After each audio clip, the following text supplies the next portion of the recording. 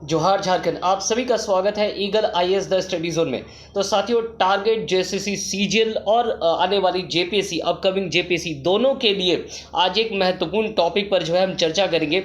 हालांकि याद रखिएगा, आज सिर्फ जो है हम झारखंड बजट के एक अवलोकन पर चर्चा करेंगे, अर्थात एक शॉर्ट रिव्यू करेंगे झारखंड बजट को। उनमें से कुछ महत्वपूर्ण डेटा को जो है जेएसएससी सीजीएल के तहत लाया गया है और आई होप कि अगर बजट से कोई प्रश्न पूछा जाएगा 2023-24 से तो इसमें होनी चाहिए।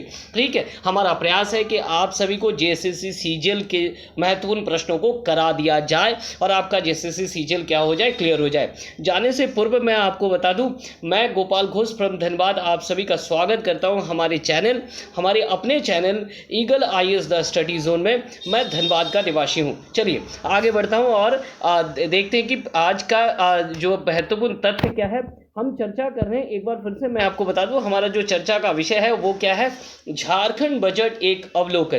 तो चलिए डेटा हम देखेंगे कि कौन कौन से डेटा आने की संभावनाएं हैं और उन पर जो है हम चर्चा करेंगे। पहले हम लोग देखेंगे कि हम टोटल इनकम बजट में ये अनुमानित किया गया है, जो अनुमान दिया गया है उस अनुमान पर हम लोग बात करेंगे कि सरकार को टोटल इनकम कहाँ कहाँ से हो रहा है, तो क्या क्या इनकम हो रहा है। सबसे पहले इस डेटा को आप देखेंगे। टोटल इनकम में अगर हम ध्यान से देखेंगे तो राजस्व प्राप्तियां ये सबसे महत्वपूर्ण है। तो देखते हैं कि राजस्व प्राप्तियां कितना हो रहा है। याद रखिएगा, राजस्व प्राप्तियां हो रहा है 98,337.15 करोड़। रेवेन्यू रिसीव जिसे कहते हैं, इसे दो भागों में बांट दीजिए। एक तो कर राजस्व, दूसरा क्या है, कर भिन्न राजस्व। तो ये भी डेटा मैंने दे दिया है 64,639.29 करोड़ और फिर 33,697.86 करोड़, ये दो। अर्थात राजस्व प्राप्तियां जो है दो प्रकार से हो रही है, कर राजस्व और कर भिन्न राजस्व। दोनों डेटा कुल मिलाकर के कितने हैं, कुल मिलाकर के याद रखिएगा 98,337.15 करोड़ है। चलिए अब इसे हम देखेंगे राजस्व प्राप्तियों में कर राजस्व कुल इनकम में हमेशा याद रखिएगा दो चीज़ें ऐड हो जाती है। एक तो राजस्व प्राप्तियां, पहली चीज़ तो क्या हो गई ना, राजस्व हो गई, और दूसरा क्या होता है, पूंजी प्राप्ति। पूंजी प्राप्ति कैपिटल जिसे हम लोग कहते हैं, रिसीव कितना है। तो कैपिटल रिसिप्ट याद रखिएगा, कैपिटल रिसिप्ट है 180.85 करोड़। ठीक है, फिर एक बार फिर से पूंजी प्राप्ति या कैपिटल रिसिप्ट कितना है, 180.85 करोड़ है। अब बजट क्या होता है, कुल बजट कैसे निर्धारित की जाती है, ध्यान में रखिएगा। कुल बजट का निर्धारण इन्हीं दो डेटा से होता है, अर्थात राजस्व प्राप्तियां और पूंजी प्राप्तियां दोनों को ऐड कर दीजिए। जैसे आप ऐड करेंगे आपको क्या मिलेगा ना, आपको मिल जाएगा कुल बजट। और कुल बजट कितना है, तो याद रखना है आपको कि कुल बजट है 116418.00 करोड़। अर्थात इस वर्ष का जो बजट घोषित किया गया वो कितना है, 11,641.00 करोड़ है। चलिए आगे बढ़ते हैं, नेक्स्ट देखते हैं। हम लोगों ने क्या देखा, हम लोगों ने देखा कि सरकार को कितना इनकम हो रहा है, उनका डिटेल दिया हुआ है। एक तो राजस्व प्राप्ति के माध्यम से और कैपिटल जो रिसीप्ट हो रहा है उसके माध्यम से दिया गया है। अब हम देखेंगे कि इस जो इनकम हुआ है इसके व्यय के ऊपर हम लोग चर्चा करेंगे, अर्थात टोटल एक्सपेंडिचर पर जो है हम लोग चर्चा करेंगे, कहाँ कहाँ व्यय किया जाएगा। हालांकि सारी डिटेल में लेकर के नहीं आया हूँ, याद रखिएगा कर राजस्व या कर भिन्न राजस्व में भी बहुत सारे डेटा होते हैं, पूंजी प्राप्तियों में भी बहुत सारे डेटा है, तो ये थोड़ा ज़्यादा हो जाएगा। हम प्रयास करेंगे कि कम समय में कितना हम जेएसएससी सीजीएल के लिए कर पाएंगे, और ये एक मोटा हम समझ लीजिए कि एक सरल डेटा आपके सामने प्रस्तुत किया जा रहा है और आई होप कि इनमें से आपको कोई प्रश्न मिल जाए। चलिए आगे बढ़ते हैं। टोटल एक्सपेंडिचर कितना है, स्थापना व्यय, एस्टेब्लिशमेंट व्यय, इसके अंदर भी उसी प्रकार के दो चीजें हैं, राजस्व व्यय, ठीक है, राजस्व व्यय और क्या है ना, पूंजी खाते पर व्यय है, दो चीजें हैं। तो स्थापना व्यय कितना किया गया है, याद रखिएगा स्थापना है 4545445.00 करोड़। तो स्थापना व्यय कितना है हमारा, 45445.00 करोड़। याद रखना है आपको इसको। इसमें से याद रखना है आपको राजस्व व्यय कितना है, राजस्व व्यय है 39020.49 करोड़ और पूंजी खाते पर जो व्यय किया जाएगा वो कितना है, 6424.51 करोड़। अब ध्यान में रखिएगा, स्थापना व्यय जो है, राजस्व व्यय और पूंजी खाते पर व्यय, इन दोनों को जोड़ देंगे तो क्या मिल जाएगा आपको, स्थापना व्यय मिलेगा, एस्टेब्लिशमेंट जो एक्सपेंडिचर है। चलिए अब आगे बढ़ते हैं, देखते हैं योजना व्यय, स्कीम पर कितना व्यय किया गया, बहुत महत्वपूर्ण डेटा है। याद रखिएगा 70973.00 करोड़ ये स्कीम पर व्यय किया गया। योजनाएं, अलग अलग प्रकार की योजनाओं में जो है व्यय किया जाएगा। इसके भी राजस्व खाते हैं, पूंजी खाते हैं, तो वो हम जो है उसे हम हटा रहे रहे हैं, हम प्रयास करेंगे एक मोटा मोटी डेटा लेने का प्रयास करेंगे और देखेंगे कि हम कितने शॉर्ट में जो कर सकते हैं। चलिए अब इन दोनों व्यय को जोड़ दीजिए, अर्थात स्थापना व्यय और क्या है योजना व्यय, इन दोनों को जोड़ देंगे तो कितना आएगा, स्थापना व्यय कितना है 45445 और प्लस योजना व्यय कितना है 70973। इन दोनों को जोड़ने के बाद आपका बजट कितना हो गया ना, फिर से वही हो गया 116418.00 करोड़, अर्थात जितना इनकम उतना ही जो है व्यय दिखा दिया गया। तो ये थे इनकम, टोटल इनकम, जिसमें रेवेन्यू रिसीट बहुत इंपॉर्टेंट डेटा है, कर राजस्व बहुत इंपॉर्टेंट डेटा है, याद रखिएगा, कैपिटल जो प्राप्ति हो रही है वो भी बहुत है, कुल बजट कितने का है ये जानने की आवश्यकता है, स्थापना व्यय, रेवेन्यू व्यय कितना किया जा रहा है ये दिखाया गया आपको, मैंने दिखाया, योजना व्यय कितना हो रहा है ये भी मैंने आपको बताया, पूंजी खाते पर जो है कितना व्यय किया जा रहा है ये भी बता दिया गया। और अब सबसे महत्वपूर्ण चीज़ जो बजट में देखी जाती है, जिस पर प्रश्न पूछा जाता है, चाहे वो जेपीएससी हो चाहे वो जेसीसी सीजीएल हो, वो है डेफिसिट या घाटा। घाटा पर याद रखिएगा ओब्वियसली प्रश्न पूछे जाते हैं 100%, चाहे वो जेपीएससी हो या चाहे वो जेसीसी सीजीएल हो, अगर पूछा जाता है तो जो है घाटे पर प्रश्न पूछा जाता है, तो इस पर जो है चर्चा करना बहुत ज़रूरी है। चलिए तो याद रखिएगा आपको बजट में 4 प्रकार के घाटे देखने को मिलेंगे, इन चारों घाटों को जो है हम लोग एक एक करके देखेंगे क्या कुछ है हमारे पास। चलिए सबसे पहले राजस्व घाटा, अर्थात रेवेन्यू जो रिसीव्ड हुआ और रेवेन्यू जो खर्च हुआ वो कितना है। तो यहाँ देखिए रेवेन्यू जो रेवेन्यू जो डेफिसिट है, राजस्व घाटा है, वो -1366 करोड़, अर्थात, और इसमें सबसे महत्वपूर्ण आपको ये डेटा याद रखना है -3.40%। इसका अर्थ ये है कि रेवेन्यू जो है रिसीप्ट जितना हुआ है उससे कम ही खर्चा किया गया है, अर्थात ज़्यादा, इसका अर्थ ये है कि घाटा नहीं हुआ है, जितना रेवेन्यू आया है उसके अंदर में ही खर्च किया गया है, ठीक है। माइनस का अर्थ ये है, जब प्लस हो जाएगा तो इसका मतलब समझ जाइएगा कि खर्चे ज़्यादा है।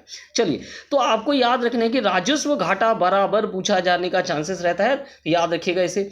प्रभावी राजस्व घाटा, ये जेपीएससी में पूछा गया था पिछली बार, तो याद रखना है कि प्रभावी राजस्व घाटा कितना है, तो प्रभावी राजस्व घाटा भी नेगेटिव है, चूंकि राजस्व घाटा में से इसे माइनस करके निकाला जाता है, तो -20764 पॉइंट कितना हो गया 19, तो ये याद रखना आपको डेटा 4.91%, ठीक है। चलिए सबसे इंपॉर्टेंट क्या होता है, सबसे इंपॉर्टेंट होता है राजकोषीय घाटा, ये समूल बताता है, अर्थात टोटल इनकम और टोटल व्यय, कुल खर्च में से कुल इनकम को हटा करके जो आता है उसे हम क्या कहते हैं, राजकोषीय घाटा कहते हैं। और ये बहुत महत्वपूर्ण, और ये देखिए प्लस में आ रहा है, अर्थात 11,674.572 इतना करोड़ रुपए, और ये कितना है 2.76। आप सभी को याद होगा कि एफआरएमबी अधिनियम जो है उसके तहत जो है राजकोषीय घाटा को जो है 1 से 3% के बीच में लाना है, और सरकार के द्वारा भी इसी प्रकार प्रयास किए जा रहे हैं। राजकोषीय घाटा यहाँ पर कितना दिखाया गया है 2.76%, बहुत महत्वपूर्ण डाटा है, याद रखिएगा। एफआरएमबी जो है आपको कहाँ पढ़ना है, जेपीएससी में भी पढ़ना है सिलेबस के अंतर्गत। चलिए तो प्राथमिक घाटा, अंतिम घाटा क्या है, प्राथमिक घाटा है, और प्राथमिक घाटा कितना हो रहा है, तो चलिए देखते हैं कि प्राथमिक घाटा जो है कितना है 4887.48 1.15%। तो ये 4 घाटा आपको याद रखना पड़ेगा सभी छात्रों को। एक बार फिर से मैं बता रहा हूँ, घाटे में 4 घाटा आपको याद रखना होगा। राजस्व घाटा कितने परसेंट, बिल्कुल -3.40, प्रभावी राजस्व घाटा -4.91, राजकोषीय घाटा 2.76, और प्राथमिक घाटा कितना है 1.15%। ये दिमाग में रहना चाहिए। राजकोषीय घाटा के डिटेल्स याद रखिएगा, बहुत ज़रूरी है, बाकियों के परसेंटेज याद रखिएगा तो चलेगा। तो ये सबसे इंपॉर्टेंट डेटा है। अब इसके बाद एक और इम्पॉर्टेंट डेटा है। अब यहाँ पर जो है मैं आपको दिखाऊंगा कि कौन कौन से अच्छा इसके साथ साथ एक इम्पॉर्टेंट डेटा जो है बजट में दिया गया, वो ये कि करेंट प्राइस पर जो है सकल घरेलू उत्पाद में कितना वृद्धि हुआ है।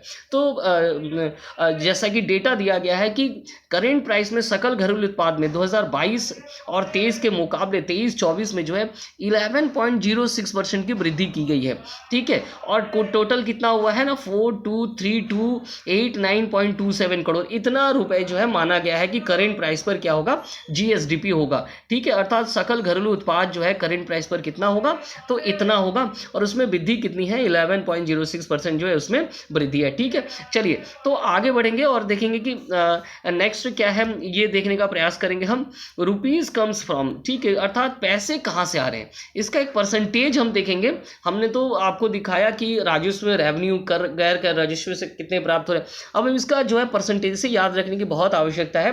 तो जितने भी स्टूडेंट हैं इस पार्ट को याद रखिएगा, बहुत महत्वपूर्ण होता है। केंद्रीय कर में राज्य का हिस्सा कितना है, याद रखिएगा केंद्रीय कर में राज्य का हिस्सा कितना है।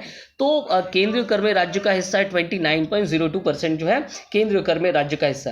राज्य का अपना कर कितना है, तो याद रखिएगा राज्य का अपना है 26.51। ये सारे जो रेशियो है परसेंटेज है उसे याद रखना बहुत ज़रूरी है।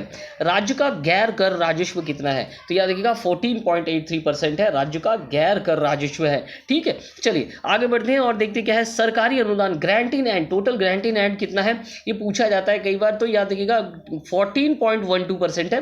मैंने इसके वैल्यू भी लिख दिया है 16,438.42 करोड़। तो 2023-24 में सरकार से, केंद्र सरकार से अनुदान जो है इतना प्राप्त हो रहा है। ठीक है, चलिए इसके अलावा और क्या है, और कहाँ से पैसा आ रही है, उधार से। सरकार के द्वारा जो उधार दिया गया वहां से भी सरकार को पैसा प्राप्त हो रहा है 15.46%। ऋण और अग्रिम की असूलियत था, सरकार ने जो ऋण दिया है मार्केट में उसके तहत जो असूली है वो कितना है, 0.06%। तो ये था रुपीज कम्स फ्रॉम, कहाँ से पैसे आएंगे उनका एक डिटेल है, याद रखना है। केंद्रीय करों में राज्य का हिस्सा 29, राज्य का कर स्वयं का कर 26.51, गैर कर राजस्व कितना है, तो याद रखिएगा गैर कर राजस्व कितना है, तो गैर कर राजस्व है 14.83, सरकारी अनुदान कितना है 14.12, उधार से कितना मिल रहा है 15.46, ऋण और अग्रिम वसूली 0.06। ये हो गया कि रुपीज कम्स फ्रॉम कहाँ से आते हैं। अब इन पैसों का व्यय कहाँ पर किया जाता है, रुपीज़ गोज टू। कुल मिलाकर के याद रखिएगा इसमें थोड़ी ज़्यादा डेटा है रुपीज़ गोज टू, पर इसके सारे डेटा में से कुछ डेटा बहुत महत्वपूर्ण है। हालांकि सारे डेटा ही महत्वपूर्ण है, आप जितना ज़्यादा से ज़्यादा याद कर पाए ये आपके लिए फेवरेबल होगा। तो रुपीज़ गोज टू पैसे कहाँ खर्च किए जाएंगे, अब इस पर चर्चा करेंगे हम। चलिए, तो सबसे पहले हम देख रहे हैं कि शिक्षा पर बहुत इंपॉर्टेंट डेटा, एजुकेशन पर कितना खर्च किया जा रहा है, 12.80% जो है एजुकेशन पर खर्च किया जा रहा है। दूसरा महत्वपूर्ण ग्रामीण विकास और पंचायती राज पर कितना खर्च किया जा रहा है, 12.39%। दोनों डेटा काफी महत्वपूर्ण है। चलिए तीसरे डेटा पर हम बात करते हैं, सड़क एवं परिवहन पर कितना खर्च किया जा रहा है, तो 5.47%। ऊर्जा पर कितना खर्च किया जा रहा है, 6.67%। चलिए नेक्स्ट देखेंगे, पेंशन पे सरकार कितना खर्च कर रही है, 7.51%, क्योंकि सरकार ने जो है अपनी यूनिवर्सल स्कीम पेंशन स्कीम भी लगा के रखी है और साथ में पुरानी पेंशन योजना को चालू भी की है। तो सरकार जो है अपनी कुल इनकम का 7.51% जो है कहाँ लगाना चाहती है, पेंशन पे लगाना चाहती है। चलिए कृषि और जल प्रबंधन, एग्रीकल्चर, एलाइड सेक्शन और वाटर मैनेजमेंट, इस पे कितना है, तो 5.66% जो है वो वाटर मैनेजमेंट और एग्रीकल्चर में लगाना चाहता है। ठीक है, चलिए नेक्स्ट देखेंगे, रुपीज गोज टू सबसे इंपॉर्टेंट दो तो मैंने आपको बता दिया कि इसमें एजुकेशन और ग्रामीण विकास और पंचायती राज दोनों का 12% के आसपास है, 13% से कम है लेकिन 12%, 12.80 और 12.39। ठीक है, चलिए अब आगे देखते हैं कि रुपीज गोज टू में सातवां जो हमारे पास है वो क्या है ना, कल्याण और सामाजिक कल्याण। चूंकि झारखंड क्या है, जनजातीय क्षेत्र है और यहाँ कल्याण और सामाजिक कल्याण पर ज़्यादा जोर दिया जाता है, तो इस पर याद रखिए, इस डेटा को याद रखना बहुत आवश्यक है। ये कितना है, 8.75% है, इसे याद रखने की आवश्यकता है, चाहे प्रश्न पूछे या ना पूछे, लेकिन इस पार्ट को याद रखना है। पुलिस और आपदा प्रबंधन पर कितने खर्च किए जा रहे हैं, 7.87% खर्च किए जा रहे हैं। आवास और शहरी विकास पर कितने खर्च किए जाएंगे, 2.87। इंटरेस्ट जो सूद लिया गया वो चुकाने पर 5.83 और लोन जो सरकार ने लिया है उसको वो कितना है ना, 5.92% है। अंत में स्वास्थ्य एवं पेयजल पर कितना खर्च किया जा रहा है, 9.80 खर्च किया जा रहा है। तो ये सारे डेटा है। और अब देखिए अंतिम दो डेटा और बहुत महत्वपूर्ण है, वन और पर्यावरण, बिल्कुल 1% सरकार खर्च कर रही है वन और पर्यावरण के संरक्षण में, सरकार के द्वारा 1% का खर्च किया जा रहा है। और भूमि श्रम, टूरिज्म, IT और अन्य पर कितना खर्च हो रहा है, 7.46। तो कुल मिलाकर के देखेंगे कि कौन कौन से डेटा हमारे लिए बहुत महत्वपूर्ण हो सकते हैं। एक बार रुपीज गोज टू में देख ले, शिक्षा 12.80, ग्रामीण विकास पंचायती राज 12.30। ठीक है, चलिए पेंशन देख लेते हैं 7.51, कृषि भी आप देख सकते हैं 5.66% है, कल्याण सामाजिक कल्याण 8.75 और इसके साथ साथ और क्या है ना, वन एवं पर्यावरण 1% का है और स्वास्थ्य एवं पेयजल पर कितना है, 9.80। तो ये जो है एक ओवरऑल आइडिया है, याद रखिएगा क्या है ना, हमारे बजट का, झारखंड के बजट का 2023-24 के बजट का एक ओवरऑल आइडिया आप सभी को दिया गया और आई होप कि इससे प्रश्न पूछे जा सकते हैं। और इसके अलावा बजट में कौन सी योजनाएं लाई गई है, कौन सी नई योजनाएं शुरू की गई है, कहाँ सामाजिक क्षेत्र में, आर्थिक क्षेत्र में कितने पैसे लगाए गए, इन सभी के लिए मैं एक और क्लास लेकर के आऊँगा और उसमें सारे डिटेल रहेंगे बजट को लेकर के। अभी हम जो है हमने आपको झारखंड एक अवलोकन पर जो है चर्चा किया। तो हमारे साथ जुड़े रहिए, हमें सब्सक्राइब, कमेंट करना और लाइक करना ना भूलें। बहुत बहुत धन्यवाद आप सभी का।